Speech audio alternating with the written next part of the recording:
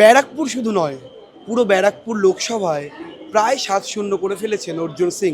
ফের গেরুয়া ঝড় তুলেছেন তিনি। আমার সঙ্গে রয়েছেন অর্জুনদা।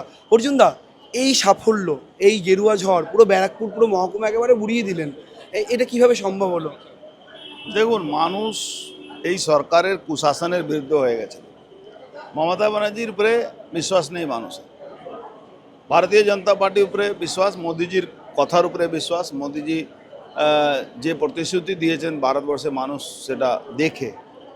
আর একটা শাসক মিথ্যা কথা বলে, একটা শাসক সবসময় একটা যে মেজরিটি যারা কমিউনিটি আছে তার বিরুদ্ধে কথা বলে, ভোট ব্যাংকের জন্যে রাজনীতি করে, মানুষ তখন ক্ষিপ্ত হয়ে গেছিলেন। মানুষ এখন ভেবে নিয়েছিলেন কি একটা সরাতেই হবে।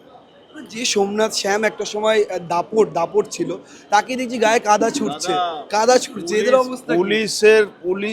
পুলিশের গুন্ডা আর এমনি গুন্ডার মধ্যে তফাৎ থাকে।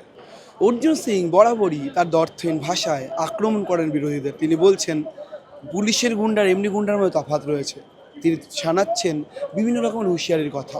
এখন দেখার এই অর্জুন মন্ত্রিসভায় জায়গা পান কিনা।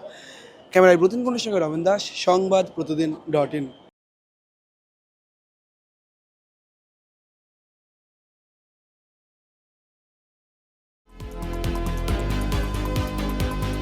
ফলো করুন সংবাদ প্রতিদিন ডিজিটাল।